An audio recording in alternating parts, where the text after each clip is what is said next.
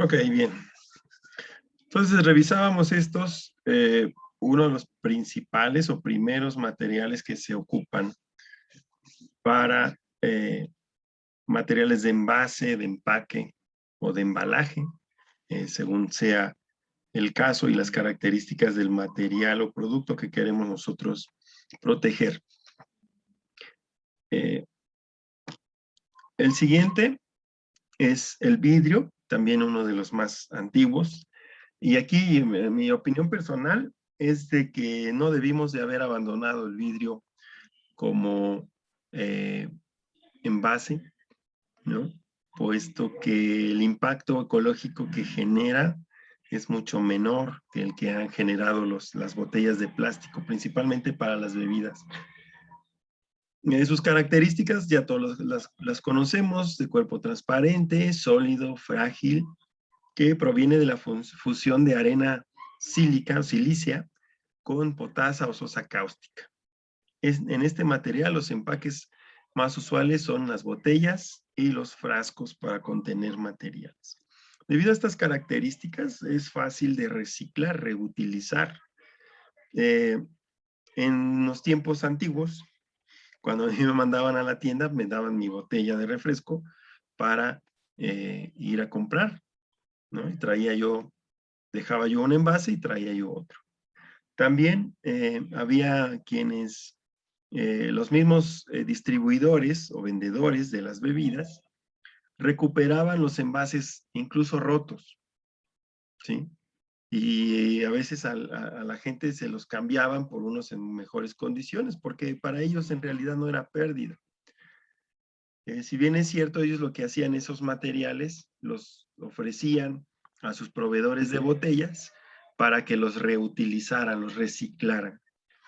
En las empresas, en las fábricas, en las plantas procesadoras de botellas, veíamos en sus patios montones o cerros de polvo o de botella ya molida, de diferentes colores, ¿no? Como podemos ver, había una montaña de vidrio verde, café, verde claro, azul, transparente, que era lo que utilizaban para reintegrarlo, para darle cuerpo a las botellas nuevas, de tal forma que pues no se acumulaba, de alguna manera, no se acumulaba tanto desecho de vidrios como ahora con el plástico. Entonces tienen el fin de contener una gran variedad de productos, tanto químicos, bebidas, alimentos, cosméticos, farmacéuticos, entre otros. Y aquí hay que analizar. La tonalidad del vidrio muchas veces responde a la necesidad de aislar al producto del entorno, del ambiente.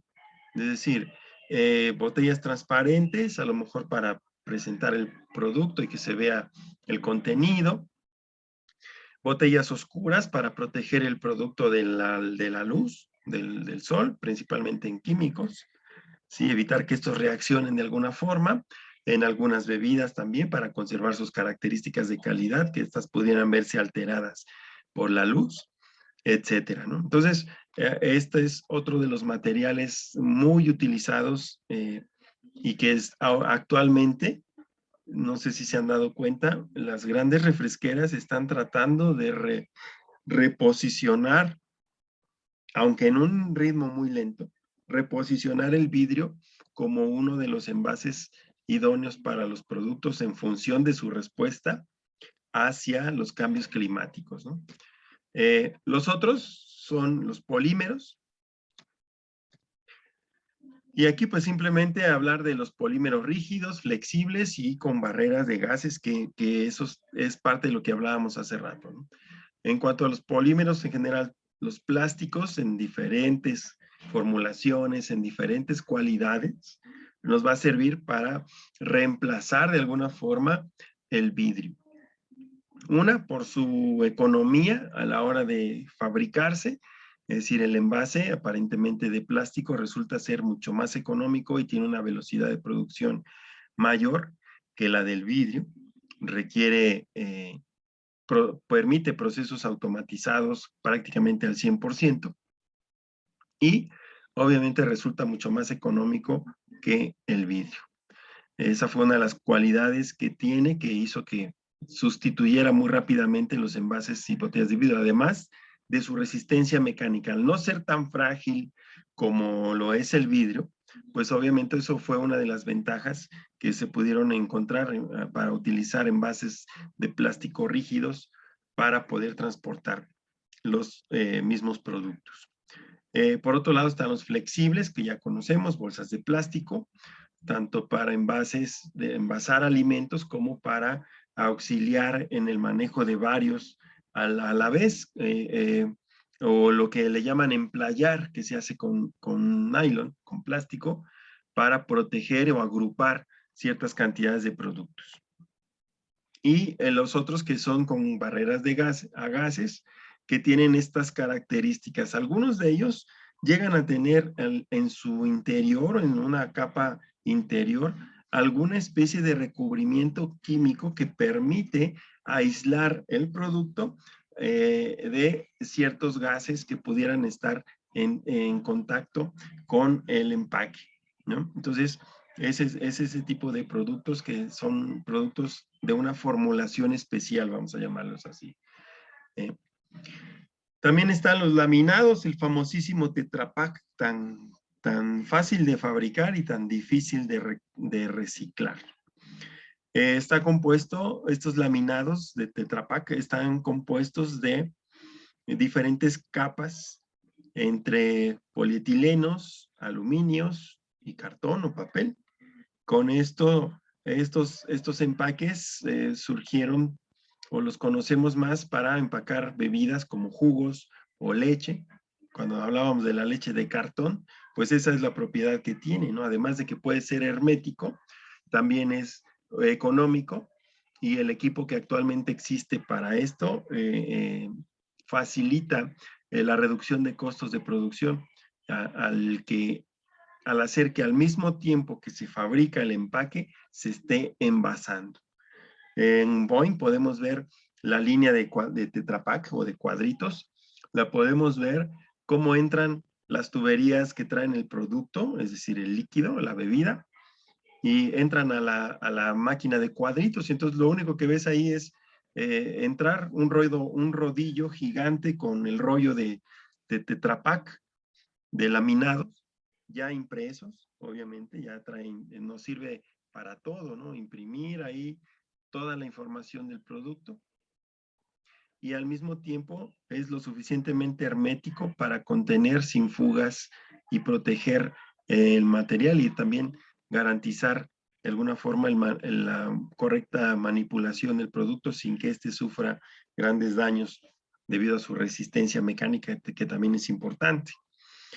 Y vemos en ese tipo de máquinas, vemos por un lado los rollos de Tetra Pak ya impresos y por el otro lado vemos las líneas que alimentan a la empacadora y lo que vemos a continuación es los cuadritos que ya van saliendo, si me apuras, hasta con el popote ahí pegado, no sé cómo le hagan, pero es una gran economía en producción y por eso es muy socorrido. Obviamente tiene estas propiedades que le permiten también refrigerarlo y conservar la temperatura gracias a estas una o varias capas de aluminio que cumplen con esa función. El otro son los foils, o los que conocemos como hojas de aluminio, que estos los encontramos, por ejemplo, en las tapas de los envases de yogurt o de lácteos, ¿sí? Que están por medio de temperatura, tienen una capa interna que le permite sellar contra la botella y eso pues ayuda a conservar mejor los alimentos o las bebidas. También los encontramos en los blisters para los productos farmacéuticos, para las pastillas, los medicamentos, entre otros, y obviamente pues el tradicional rollo de papel aluminio. Ese es muy utilizado para envolver o igualmente sellar productos, ¿no? En los cigarros también hay un foil que lleva una capa de papel y aluminio para conservar también en mejores condiciones el tabaco, aislarlo de las condiciones ambientales y además tiene una caja de cartón y además tiene un envase de un recubierto de plástico para conservarlos de la humedad lo más posible. Y los productos metálicos. En este caso vamos a hablar de dos ramos. Yo incorporaría un tercero que es el latón, aunque no es clasificado como metal en la tabla periódica, pero esta aleación también es muy utilizada para conservar alimentos. Pero los dos principales metales es el acero y el aluminio. Como vemos, el enlatado de alimentos, en algunos casos, predominan los empaques de acero. Estos, al ser fabricados por procesos de manufactura metalmecánica como troquelados, engargolados, laminados, etcétera, permiten generar un envase lo suficientemente resistente mecánicamente para poderse manipular, principalmente productos del ramo industrial. Antes o todavía hay botes de pintura que son de latas de metal, algunos alimentos, ¿no? Por ejemplo, leche en polvo, que podemos encontrar, aceites o derivados de petróleo que vienen en latas de acero. Y estos a su vez traen al interior un recubrimiento que le permite, por un lado, sellar herméticamente el envase y por otro lado, proteger de que exista una reacción química entre el metal y la sustancia que transporta. ¿Sale? Ese recubrimiento lo vemos como un color amarillento adentro, como si fuera un barniz, prácticamente lo es un barniz especial con el cual se sellan y cumple esta doble función de evitar la contaminación del producto al entrar en contacto con los metales. Por otro lado, en el envasado de bebidas predomina el uso de empaques de aluminio y eso ya lo sabemos, ¿no? Todos los refrescos, los jugos que vienen enlatados vienen mayormente en latas de aluminio. Ahora, como lámina, el aluminio es un componente para los envases tanto de tarros como cajas de chocolates, galletas, dulces, tubos flexibles de cremas dentales. Hace mucho tiempo eran de aluminio o eran de una mezcla de aluminio y una especie de estaño que era con el que se hacían las pastas de dientes, ¿no? Ahora también son de plástico la mayoría.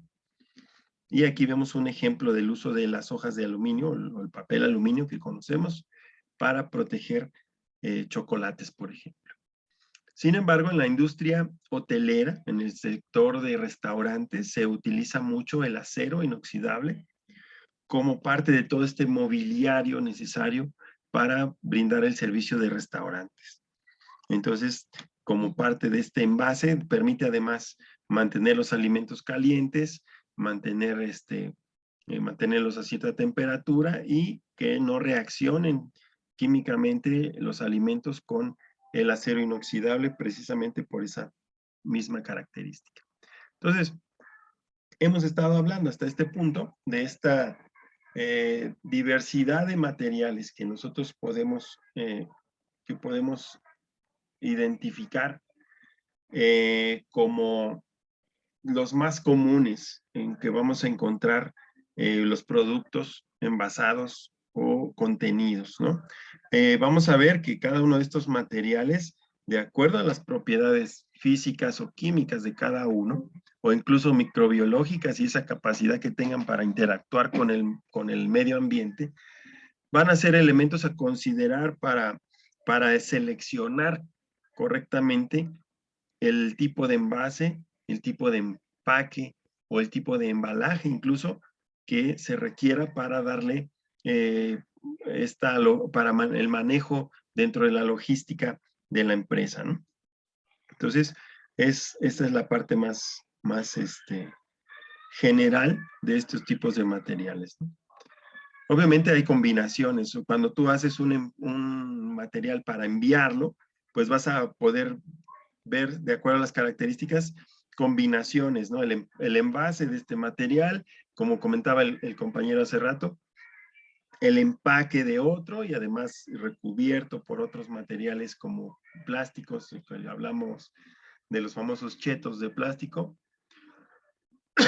o el papel de burbujas o los pliegos de burbujitas para poder proteger esos productos, ¿no? Finalmente, tenemos que identificar o pensar de una forma sustentable, decía yo al principio, ¿no?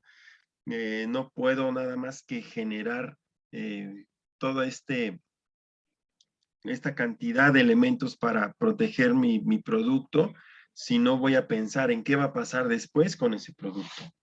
Ya habíamos comentado, ¿no? Las empresas, las grandes empresas, al empezar a sustituir sus envases y empaques por materiales plásticos, o algún otro, pues se apegaba en cuestiones de la ley, ¿no? Decir, bueno, él ya lo compró, ya lo pagó, y a la hora de comprarlo, él compró tanto el contenido como el envase o el empaque, ¿sí?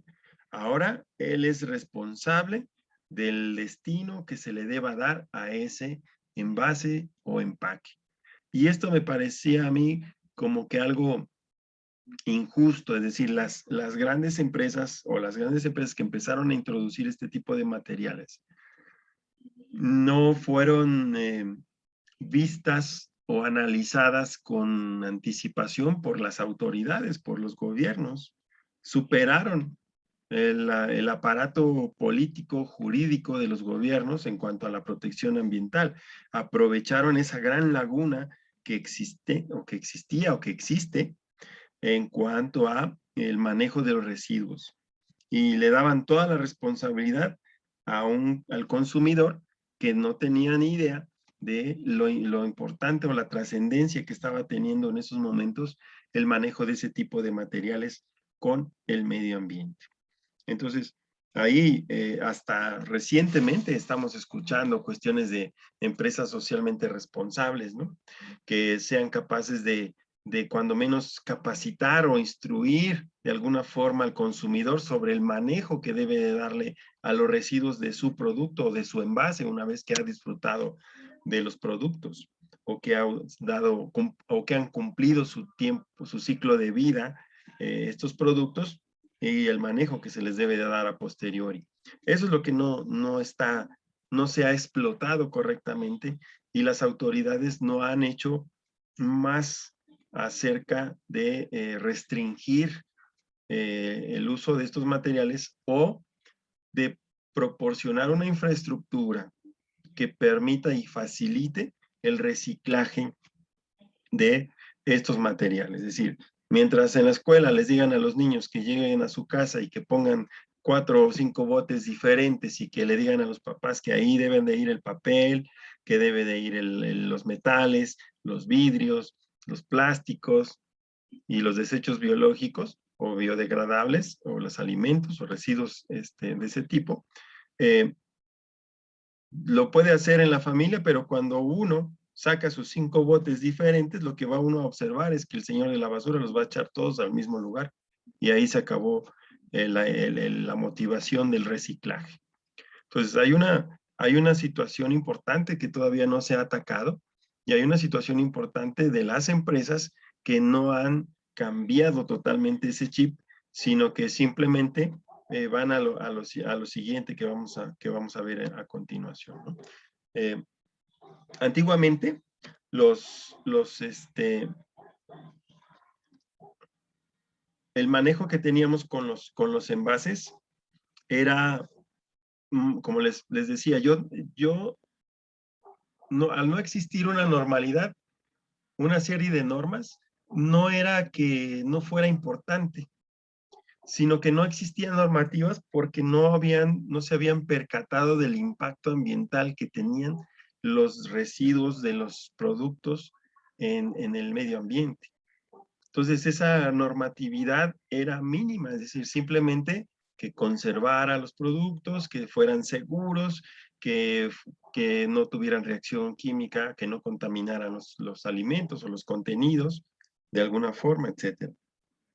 Pero no se hablaba nada de que los envases fueran ecológicos, que fueran reciclables. Simplemente, como yo les mencionaba, yo iba a la tienda, llevaba mi envase, devolvía el envase y traía el producto o el envase ya con el producto, ¿no?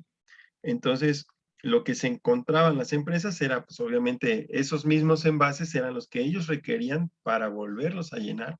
Y este ciclo era un ciclo bastante sano. O sea, porque podías llegar a tener una cierta idea de la cantidad de, en este caso, vidrio de tu empresa que circulaba en el país. Puesto que obviamente estaban en proporción de lo que los que tú producías o los que tú reciclabas, o tú o tus proveedores de envases en este caso. Y de alguna forma había ese conocimiento, había ese control, esa idea de saber una cantidad limitada de envases, ¿sí? Eh, Además, se aprovechaba que las empresas fabricantes de envases de vidrio, pues no solamente recibían envases para reciclar exclusivamente de una empresa refresquera, sino que recogían de mayonesa, de lo que fuera, ¿sí? Para poderlos procesar. Entonces, ahí todavía era algo más a favor. Entonces, era que la propia empresa fabricante de envases tuviera ahí mismo sus molinos para poder recuperar estos productos o estos materiales para generar los nuevos envases, o había empresas recicladoras que además de producir envases de vidrios o de generar, se encargaban de proporcionar materias primas en general para cualquier tipo de empresa que se dedicara a hacer envases o productos con esos materiales. Entonces eso, no había necesidad aparente de una normativa más exigente. Sin embargo, actualmente, con todos estos mensajes que nos llegan ahora, y como parte de esas fortalezas o ventajas competitivas que algunas empresas buscan, pues simplemente eh, están tratando de atacar a aquel consumidor que tenga esta conciencia ambiental. Es decir, ahora el consumidor actual ocupa más productos ecológicos debido a la problemática ambiental y a la tendencia de un desarrollo sustentable existente en todo el mundo. Cuando empezamos a hablar de desarrollo sustentable, cuando esto se incorpora en las Naciones Unidas como un discurso y un debate importante para todas las naciones, las empresas tratan de jugar con eso y te empiezan a decir, pues tú no te vas a dar cuenta porque este envase, cuando tú lo tires a la basura, en vez de desecharse en 50 años, se va a desechar en 10, ¿no? O en 5. Y ya es un gran avance, ¿no? Y ahora le ponen una etiqueta, ¿sí? O te ponen una leyenda en el cual tú puedes, entre comillas, confiar en ese producto. Pero obviamente eso no es suficiente, ¿sí? El sector del envase y embalaje tiene hoy mayor demanda de materiales renovables, pues hay envases de materiales biodegradables fabricados de plantas para, por ejemplo, para bebidas o para líquidos o para plásticos. Sin embargo, todavía la regulación en ese sentido no es óptima, no es adecuada. Yo puedo ser un fabricante de bolsas de plástico, como muchos que existen, y lo único que necesito es una máquina que me imprima ese sellito que está ahí. Yo como cliente, como consumidor, no tengo la información suficiente como para validar que efectivamente el producto que dice que es bioplástico, biodegradable, lo sea, ¿sí? Porque tampoco hay una infraestructura legal que yo pueda percibir como ciudadano que me indique que efectivamente ese fabricante está cumpliendo con lo que dice en cuanto al reciclaje y biodegradable, la biodegradación de sus empaques, embalajes o envases. Entonces, es algo importante en lo que tenemos que trabajar y en lo que realmente se está quedando a conciencia de las propias empresas fabricantes de envases, empaques y embalajes. Ahora, obviamente la tecnología va directamente relacionada con la producción de envases y embalajes, así como la manejabilidad y reciclaje de estos desechos. Entonces, el hecho de que tú elijas la fórmula adecuada del tipo de plástico, que tú elijas las características que debe tener el envase o el empaque, también debes hacerlo pensando en seleccionar dichas características en función de alcanzar este aspecto de la sustentabilidad, es decir, no impactar más allá de lo que el medio ambiente está en este momento siendo capaz de tolerar. Es decir, tratar de buscar ese equilibrio y tratar de buscar diseñar los envases y embalajes con los materiales más adecuados que cumplan con estos requisitos de poderse reciclar o poder ser biodegradables para poder darle un buen destino final a estos productos, a los residuos de los productos.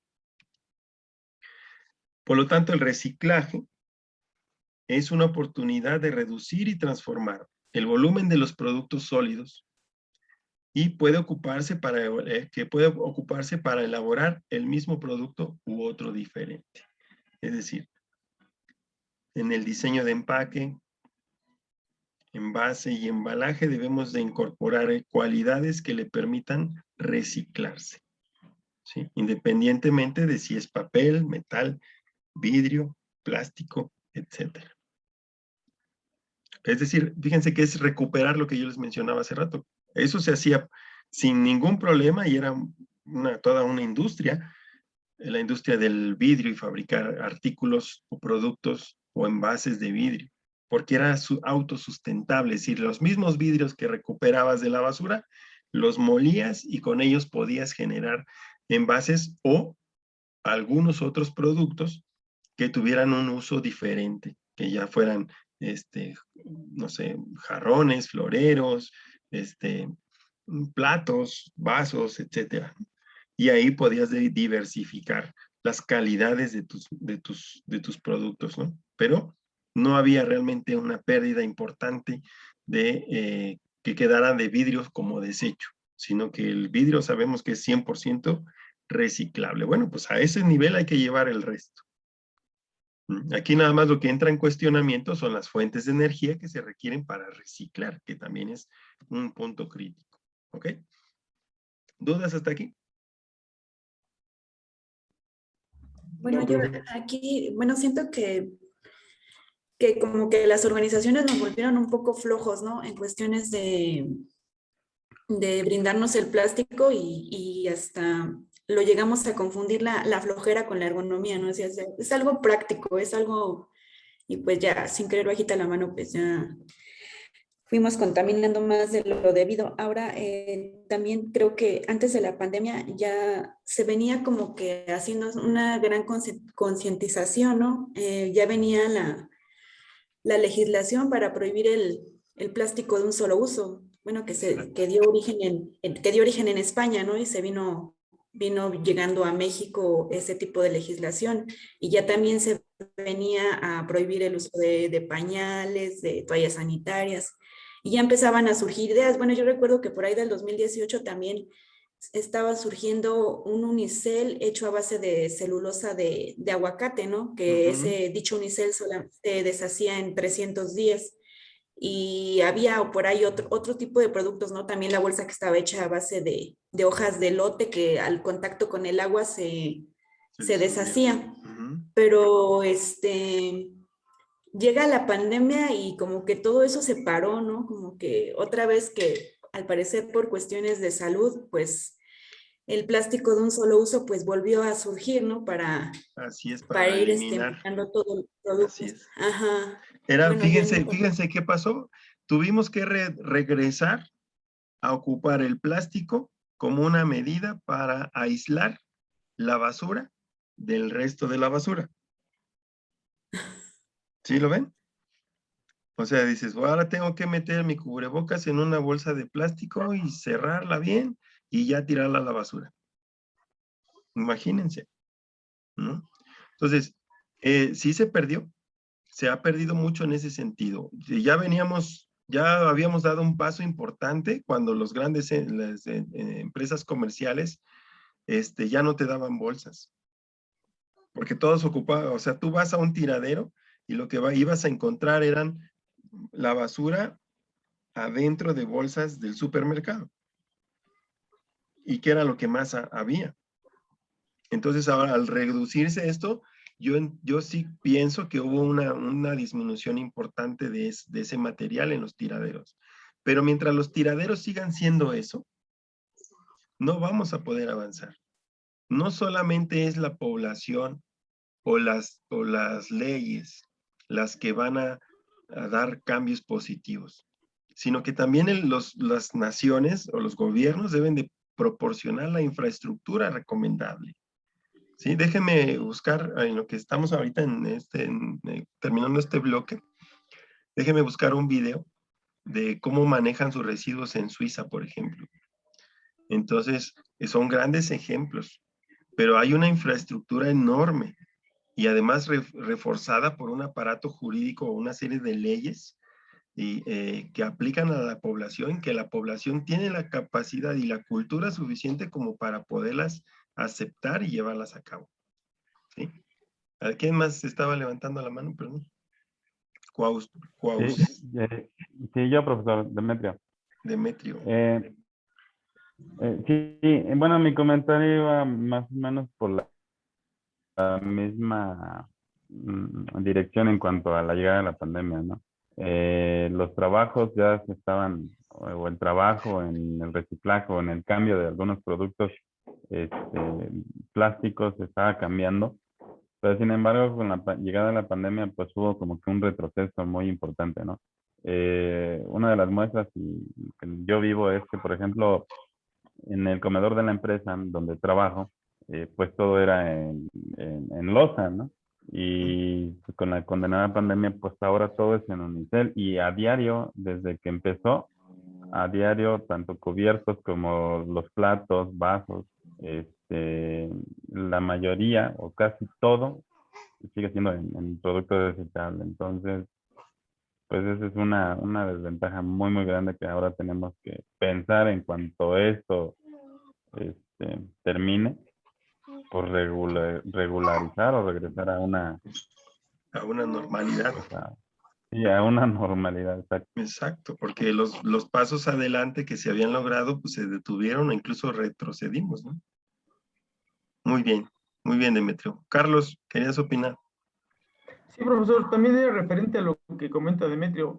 Yo me di cuenta de que, bueno, como dicen ellos, estábamos tratando de evitar o estábamos tratando de llegar un poquito a eliminar el plástico, pero resulta que con la pandemia empezó a tener más auge el producto empacado Desechable. Uh-huh. o empacado, ¿no? Embolsado. Uh-huh. Hasta los panes, dentro Sí. de lo que es Walmart, lo que son los centros comerciales, el pan está siendo empacado individualmente. ¿Por qué? Porque eso le da una seguridad mayor al comensal o al cliente Sí, de claro. que viene, no está contaminado. Porque no sé si se dieron cuenta, las personas que vendían o que venden tamales en la calle y gorditas, todo eso, dejamos de comprarles porque Sí, no claro. sabíamos si estaba Seguro. contaminado o no. Claro. Y empezamos a comprar productos empacados, por eso regresamos mucho otra vez a utilizar la bolsa de plástico. Pero como Sí. no tenemos una bolsa en verdad biodegradable, pues ahora estamos contaminando mucho más, porque tanta bolsa en la calle, tanta bolsa que están dando, pero fue una parte eso, ¿no? La pandemia y la seguridad de que el producto fuera o estuviera limpio o inocuo para Así seguridad es. de nosotros. Así es. Así es. Muy bien, Carlos. Robert. Bueno, yo tengo una opinión un poco contradictoria, ¿no? Tengo un punto de vista un poco diferente.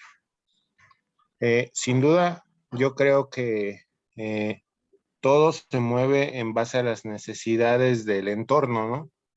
Entonces, sin duda tuvimos un retroceso en algunos productos, pero también el medio ambiente tuvo una regeneración con todo el aislamiento que tuvimos todas las personas en el planeta, ¿no?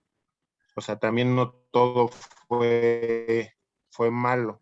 Entonces, sin duda, yo creo que también la aprovechación, el aprovechamiento de nuevos materiales sin duda hubo un retroceso, pero también todo a final de cuentas es un negocio para suplir las necesidades del planeta o de las personas que habitamos el planeta. Entonces también ahí todas las organizaciones hicieron eso, ¿no? Ahora, por ejemplo, ¿no? Un cubrebocas. Un cubrebocas, todos vienen completamente empacados en bolsas Sí, y no son biodegradables, pero se está cumpliendo la necesidad que es que sobrevivamos, ¿no? así es. Entonces, creo que ahí está la parte contraria de todo lo Sí, o malo, sea, ¿no? las prioridades cambiaron, es decir, cuando estábamos en posición de pelear por ya no contaminar con plásticos, pues lo hicimos. Pero cuando vimos que la prioridad había cambiado para resguardar la salud de todos, pues no, esa situación se fue otra vez, se rezagó. Entonces lo que tenemos que pensar es qué va a pasar a partir de que es de esto, ¿no? Es decir, ¿cuál fue el impacto de estar prácticamente un año ya sin usar bolsas de plástico, comparado con este otro año en el que tuvimos que usarlo nuevamente, ¿no? Para protegernos, para salvaguardar nuestros artículos de uso personal, etcétera.